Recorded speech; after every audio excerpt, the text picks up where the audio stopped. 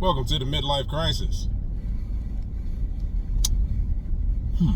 How do we start this one? Do we start it with a history lesson? Do we start it by saying, wake up? Nothing to do with this woke stuff that's out now that they've commandeered and co-opted, but just saying, wake up? Do we start it by drawing similarities? Not really sure. In the DC metro area, the DMV, as it is, the president has sent armed forces, the National Guard, into the streets to clean up DC. I hear dog whistles. Does anyone else? He's threatening to do the same things in Baltimore, in Chicago, a lot of black cities, despite those cities reporting drops in the numbers of crime, despite there being higher numbers of crimes in Republican cities. He's sending the National Guard into these cities to fight crime. In DC, as those National Guardsmen have been there for 2 weeks, he's saying crime has dropped. And now people can go out and walk the streets and go out to eat at night and not have to worry about being carjacked, and not have to worry about being robbed. However, there's a whole other race, if not other races of people, who now are afraid to go outside at night because they're afraid of being deported, because they're afraid of being mischaracterized, who are afraid of being accused of doing a crime, even though all they're doing is just being non-white. I hear dog whistles. Does anyone else? History lesson.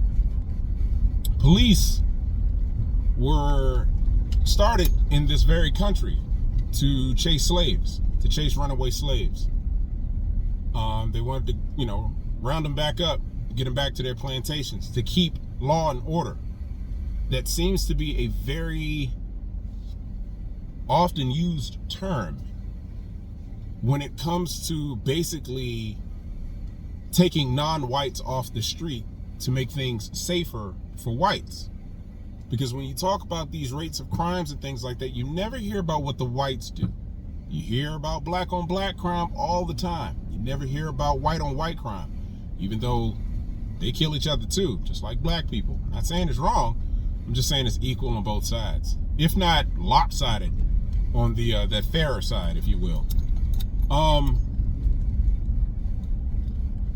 We're living in a day and age where not only is the president putting militaries into our streets, but he's also participating in a form of book burning. And yeah, I said it. It's just not called book burning anymore because there's no smoke.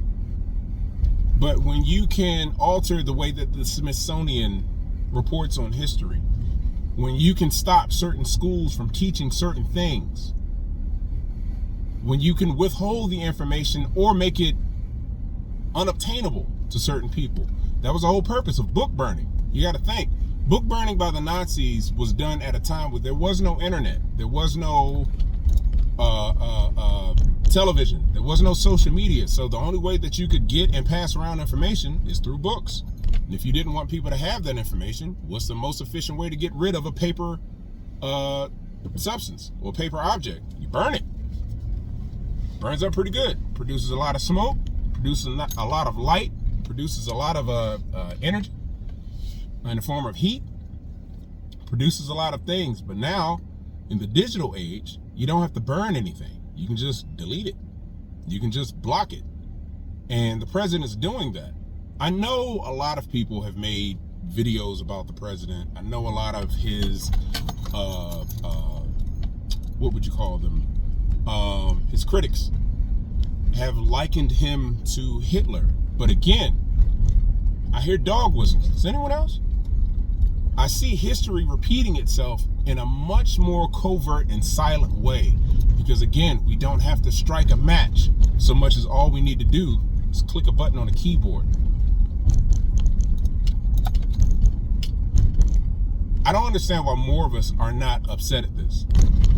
I don't understand why so many of us have this a level of comfort with what's happening right now, thinking that it can't happen to me. It won't happen to me. I don't get it. I don't understand it. I don't see why more of us aren't up in arms, because just because it's happening to brown people right now, don't get it twisted. The original black people in this country are brown. And let me say that again. Black people don't have jet black skin. We have brown skin. So just because they're calling Hispanics brown people, we all have brown skin. If anybody is listening to this message, hear what I'm saying. We all have brown skin. If they're doing it to one of us, if they're doing it to some of us, they're setting the stage to do it for all of us. If Trump doesn't want to talk about our history, he doesn't want to talk about slavery, and let's not mention the stuff that a lot of America doesn't even think is mainstream. A lot of the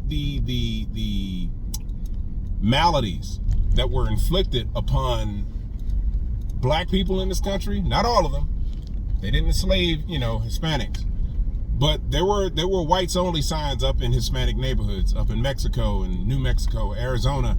Yeah, they did that over there to them too. They made sure that they couldn't drink from certain fountains over there to them too. They wanted to block them from their society, just like they wanted to block every non-white from their society. Understand what's happening now. We're now putting religion back in schools as opposed to separating church and state. Understanding what's happening right now. They're trying to take America back to a time where it was only fruitful and beneficial for people who didn't have a lot of melanin in their skin. They want to take America back to a time where this was just a Christian country, and they're pushing it in the same way that Nazis did in Germany. As a matter of fact, Nazis learned from the Jim Crow South. What do you think we're going back to, or what do you think they're referencing when they're saying make America great again? Yeah, the streets are safer, but they're only safer for people who look a certain way. They're only safer for people who echoed the concerns of saying that I didn't feel safe. Think about it. You want to make streets safer? How come we're not paying cops more? Why bring the military in and spend $1 million a day on the military when you can take that same amount of money and just pay cops more? Do you think a better paid, better motivated cop who has more benefits will be more than likely to do a better job as far as policing his neighborhood? Or do you think we actually need the military to come in and do these things? Do we need the military to come in and police, things like carjackings and stuff like that? Or are they really here for another purpose or several other purposes? Wake up. It's not what you think it is. It's not what they tell you it is. Because here's the last piece of the puzzle. Once you can control the information, once you can put a military on the street to enforce your laws, the last thing that you need to do, and it's something that they've been very good at for the past couple of years, is controlling the narrative. If they say DC's safer, all of a sudden DC's safer. If they say that crime is up, all of a sudden crime is up. If they say that you need to leave out of this country next, guess who's going to need to leave out of this country? I think we need to all wake up, start being prepared. It ain't over. It's just beginning.